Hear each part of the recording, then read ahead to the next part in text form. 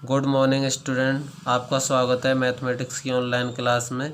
तो हमारा टॉपिक चल रहा था द्विघात समीकरण। तो इस द्विघात समीकरण में द्विघात समीकरण का पूर्ण वर्ग बनाकर हल। तो द्विघात समीकरण A x square plus B x plus C बराबर 0 को एक्स प्लस पी का होल स्क्वेयर माइनस की स्क्वेयर के रूप में परिवर्तित करके आसानी से इसके मूल ज्ञात कर सकते हैं। अब उदाहरण के लिए हम समझ रहे हैं यहाँ से कि 9x² माइनस 15x प्लस 6 बराबर 0। तो इसका कंपैरिजन हमने इस समीकरण से किया। यहाँ ए का मान क्या है, 9 है, बी का -15, सी का है 6। तो इस तरह से हम इसको इस तरह अरेंज करके लिख रहे हैं। तो 3x माइनस 5/2 का होल स्क्वायर माइनस 1/4। जब हम इसको सॉल्व करेंगे, इसका होल स्क्वायर खोलेंगे और इसे जो है सॉल्व करेंगे तो ये हमें ये प्राप्त होगा।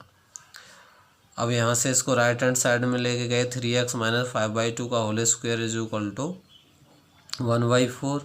तो यहाँ से स्क्वायर रूट ले लिया दोनों साइड का वर्गमूल। तो 3x माइनस 5/2 बराबर प्लस माइनस 1/2।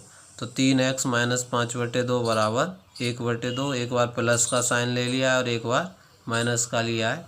फिर हमने इसको जो है सॉल्व किया। तो यहाँ से 3x बराबर 1/2 प्लस के 5/2 और यहाँ से 3x बराबर माइनस 1/2 प्लस 5/2। ये कितना हो गया ऐड होके 1/2 5/2 3। तो 3x बराबर 3। तो x बराबर यहाँ से 1 हो गया। यहाँ पर ये हमें 2 प्राप्त हुआ। 3x बराबर 2 मिलेगा ये। तो x बराबर 2/3। तो अतः द्विघात समीकरण के मूल 1 और 2/3 प्राप्त होंगे यहाँ से। अब इसको और डिटेल में समझने के लिए प्रश्नावली 4.3 में पहुँचते हैं। यदि द्विघात समीकरणों के मूलों का अस्तित्व हो तो इन्हें पूर्ण वर्ग बनाने की विधि द्वारा ज्ञात कीजिए।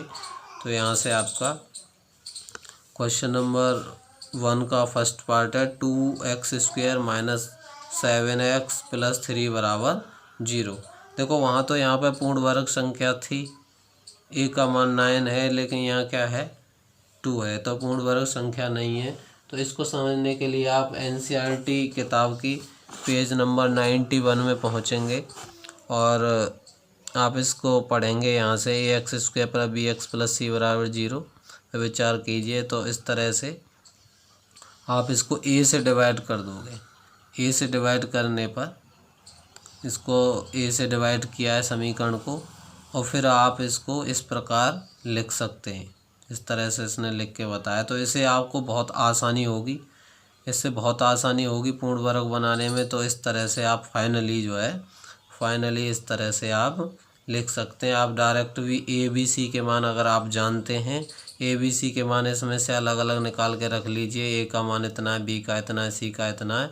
तो आप इस फॉर्मूले को डायरेक्ट ही याद करके सीधा पूर्ण वर्ग में लिख सकते हो और बड़ी आसानी होगी आपको क्वेश्चन सॉल्व करने में, कोई समस्या नहीं आएगी है। तो इसी तरह हमने इसको 2 से डिवाइड किया है। उसके बाद में x² माइनस के इसको 7/2 को हमने लिखा 7/4, 2 से मल्टीप्लाई कर दिया। तो कोई अंतर नहीं पड़ेगा इसमें, 2 से 2 टाइम्स हो जाएगा, ये कट जाएगा और 3/2 बराबर 0। अब इसको हमने लिखा है x माइनस 7/2 का होल स्क्वेयर प्लस का 3/2। जब इसका a² प्लस b² करेंगे तो यहाँ के 49/16 आएगा। वो प्लस का आएगा तो फिर इतना ही हमें माइनस करना पड़ेगा, ये उतना ही हमें माइनस करना पड़ेगा। उसके बाद x माइनस 7/4 का होल स्क्वायर, फिर हमने इन दोनों को सॉल्व किया। 3/2 माइनस के 49/16। तो ये आ गया आपका माइनस के 25/16 इज इक्वल टू 0। तो यहाँ से आपका इसे राइट हैंड साइड में ले गए। x माइनस 7/4 का whole square is equal to 25/16। फिर दोनों साइड का स्क्वायर रूट ले लिया, वर्गमूल लिया है। तो x minus 7/4 is equal two plus minus 5/4। तो एक बार हमने प्लस का साइन लिया है जो है, एक बार माइनस का लिया है, और 7/4 को राइट हैंड साइड में ले गए तो ऐड किया यहाँ से। तो 5/4 और 7/4 12/4 मतलब 3, और ये -5/4 प्लस 7/4। तो इसे सॉल्व किया तो 1/2। उधर 2/4 बचेगा तो 1/2। तो इस समीकरण के जो हमें रूट्स हैं वो कितने मिले मूल, x बराबर 3 और x बराबर 1/2। आप आंसर को चेक करने के लिए x की वैल्यू 3 और 1/2 रख के इसको सेटिस्फाई भी कर सकते हैं। अब स्टूडेंट एक बहुत ही महत्वपूर्ण पॉइंट है, उसको नोट करेंगे यहाँ से क्योंकि इस आगे क्वेश्चन में यूज होगा।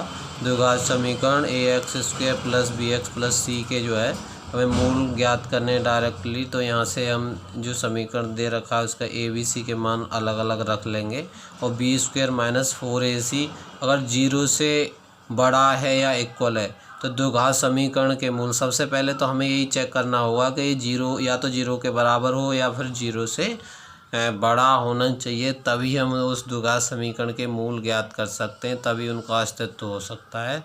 अगर ये 0 से कम आता है, लेस आता है, तो उसका अस्तित्व नहीं होगा, उसके रूट हम नहीं ज्ञात कर सकते हैं जो है।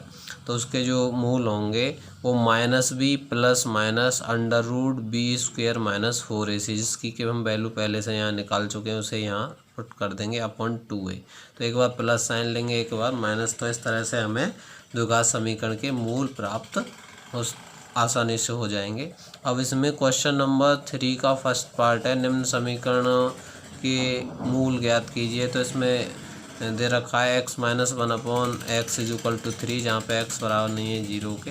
इसको सॉल्व किया है हमने, x - 1/x = 3। तो यहाँ से x एलसीएम लिया है इसका, तो x² - 1/x बराबर 3।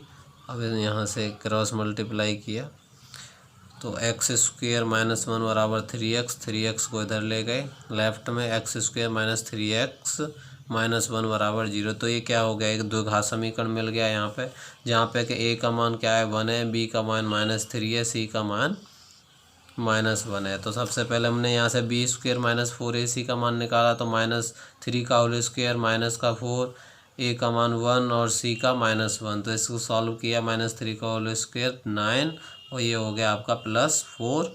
तो कितना आ गया 13, जो कि किससे बड़ा है 0 से। तो आसानी से हम इसके रूट्स निकाल सकते हैं और इसी में हमने इस फार्मूले में जो है रखा है x बराबर -b। तो माइनस है तो ये b माइनस का है तो ये प्लस का हो जाएगा 3 plus minus √13 upon 2a, 2 × 1।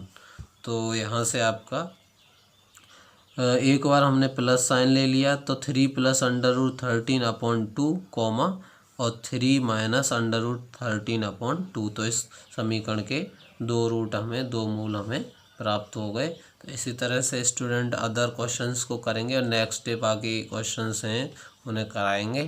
Thank you.